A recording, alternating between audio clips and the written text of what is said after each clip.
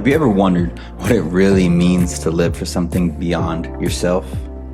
Imagine a life where every decision, every action, every moment carries a purpose that's bigger than you. Sounds intense, right? Well, today we're going to dive into a deep and powerful biblical concept, becoming a living sacrifice. It's challenging, it's exciting, and trust me, this might just change the way you see your life forever.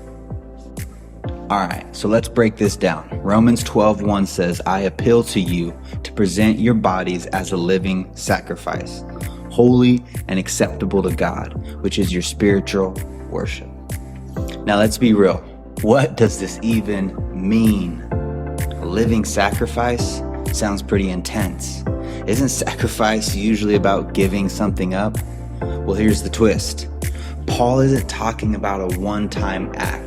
He's calling us to a new way of life, a daily, moment-by-moment commitment to live for God's purpose. But here's where it gets really exciting. Living sacrificially isn't about losing out. It's actually about discovering something bigger, something deeply fulfilling.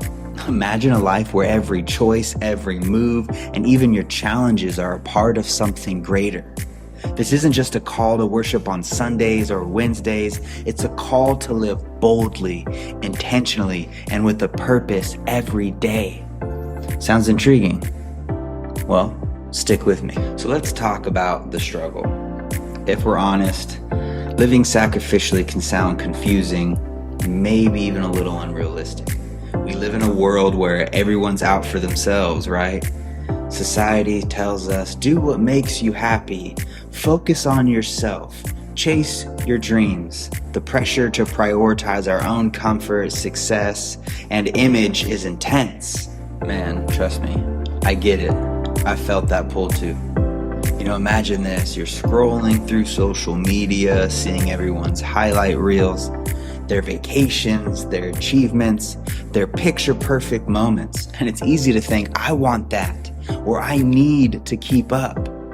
Society encourages us to measure our worth by likes, followers, or career achievements.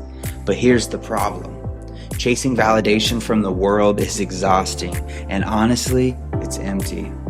And it's not just about society. Inside, there's this natural hesitation. Even if we want to live for God, there's a part of us that craves comfort, craves control, and security.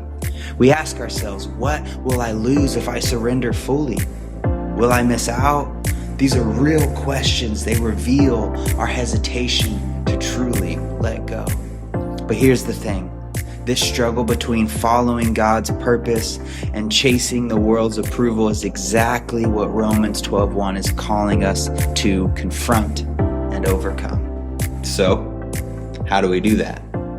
How do we move past the fear and the hesitation to live for God in a way that's bold and fearless? Well, let's look at some incredible examples that show us what this looks like in real life. Let's start with my man Abraham, one of the most epic examples of faith. God asked him to sacrifice his son Isaac. Imagine the heartbreak, the questions, the inner conflict. Abraham had waited years for this son, yet despite his fears, he obeyed, trusting God's character, even when it didn't make sense. This wasn't just a test, it was a demonstration of radical trust. Abraham's willingness to surrender his most precious thing showed a faith that still echoes through history. And then we have the ultimate example, Jesus. Now, Jesus didn't just live sacrificially, he embodied it.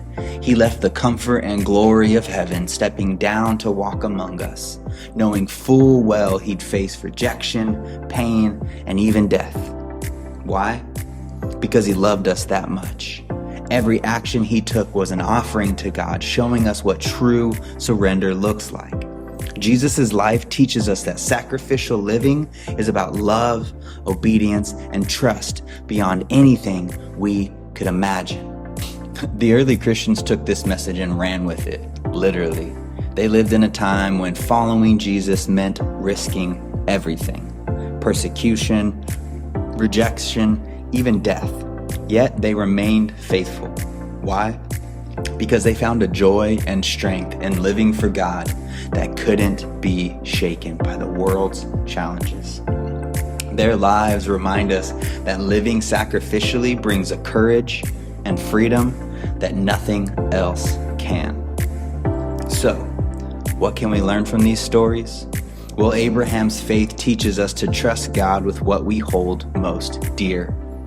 Jesus shows us that love and obedience go hand in hand, even when it's hard. And the early Christians remind us that when we live for God, we tap into a strength that carries us through any challenge.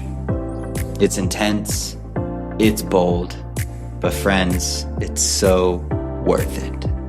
And I'll be real with you. I've had my own moment where I had to choose between my comfort and God's call. There was a season when I felt a nudge to make a significant life change, one that didn't make sense to me at the time. I had my own plans. Well, and honestly, letting go of them was scary. But after wrestling with God, I finally surrendered. And here's what I discovered. Living as a living sacrifice isn't about what you lose. It's about what you gain.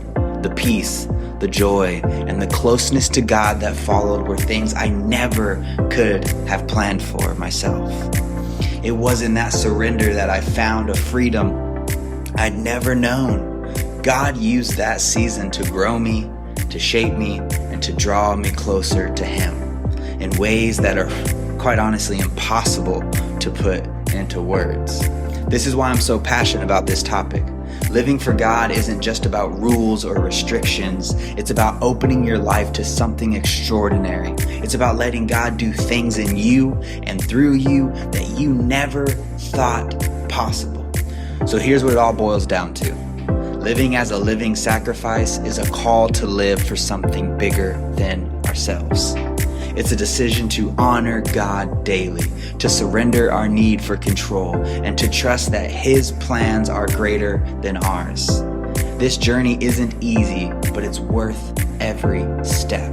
Imagine a life where every moment has meaning, where every challenge brings you closer to God.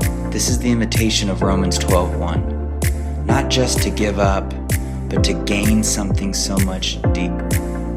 So as you go through your week, ask yourself, what would it look like to live as a living sacrifice right where you are? Friends, if this message spoke to you, I'd love to hear your thoughts. Drop a comment down below how you are choosing to live sacrificially, or what challenges do you face in this journey?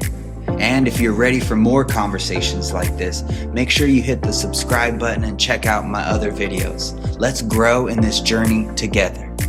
May God bless you today.